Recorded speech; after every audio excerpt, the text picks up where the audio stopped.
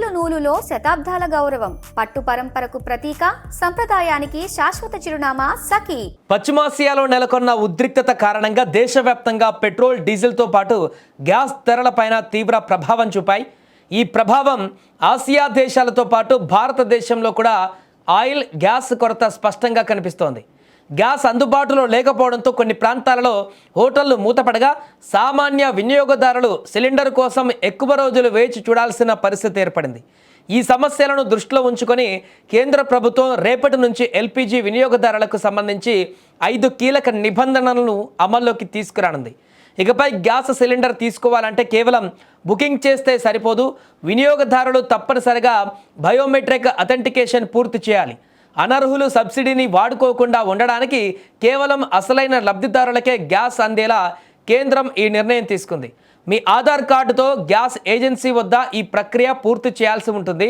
కొరతను దృష్టిలో ఉంచుకొని ప్రభుత్వం సంవత్సరానికి ఇచ్చే రాయితీ సిలిండర్ల సంఖ్య పైన కఠినమైన పరిమితులు విధించబోతుంది. అక్రమ నిల్వలను అరికట్టడానికి నెలవారీ కోటాను కూడా ఫిక్స్ చేసే అవకాశం ఉంది. అంటే అవసరం ఉన్నా లేకపోయినా బుక్ చేసుకునే వీలుండదు ఇక నుంచి. ఇక రూల్ 3 ఏంటంటే బ్లాక్ మార్కెటింగ్కు అడ్డుకట్ట వేయడానికి డెలివరీ అథెంటికేషన్ కోడ్ సిస్టమ్ను మరింత కట్టుదిట్టం చేస్తున్నారు. మీ మొబైల్కు వచ్చేటువంటి ఓటీపీని డెలివరీ బాయ్కి చెబితేనే సిలిండర్ అప్పగిస్తారు. దీనివల్ల మధ్యవర్తుల దోపిడీకి చెక్ పడుతుంది. ఇక రూల్ నెంబర్ 4 విషయానికి వస్తే వాణిజ్య గ్యాస్ వినియోగం పైన నిఘా. హోటళ్లు మరియు కమర్షియల్ అవసరాల కోసం డొమెస్టిక్ సిలిండర్లను వాడుతున్నారా? అయితే ఇకపై జైలు శిక్ష తప్పదు. కొరత ఎక్కువగా ఉన్నందున వాణిజ్య అవసరాలకు డొమెస్టిక్ సిలిండర్లు మళ్లించకుండా గ్యాస్ ఏజెన్సీలు నిరంతరము తనిఖీలు చేయనున్నాయి. రూల్ నెంబర్ 5 డిజిటల్ పేమెంట్ ప్రోత్సాహం. క్యాష్ ఆన్ డెలివరీ కంటే డిజిటల్ పేమెంట్లను ప్రభుత్వం ప్రోత్సహిస్తుంది.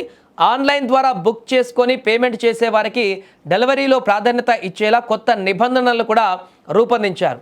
ఇక ఈ నిబంధనలు సామాన్యులకు కొంత ఇబ్బందిగా అనిపించినా గ్యాస్ కొరతను అధిగమించడానికి ఇవి అవసరమని ప్రభుత్వం భావిస్తోంది. హోటళ్లు మూతపడడం, సామాన్యులు గ్యాస్ కోసం రోడ్లపైకి రావడం వంటి దృశ్యాలు మనం చూస్తున్నాం. ఈ నేపథ్యంలో బ్లాక్ మార్కెట్ను అరికడితేనే ఉన్న గ్యాస్ అందరికీ అందుతుంది. పశ్చిమాసియాలో పరిస్థితులు సద్దుమణిగేటువంటి వరకు మనం కొంత పొదుపుగా గ్యాస్ వాడుకోవాల్సిన అవసరం కూడా ఉంది. సో చూసారుగా, రేపటి నుంచి మారబోతున్నటువంటి ఈ నిబంధనలను గుర్తుంచుకోండి.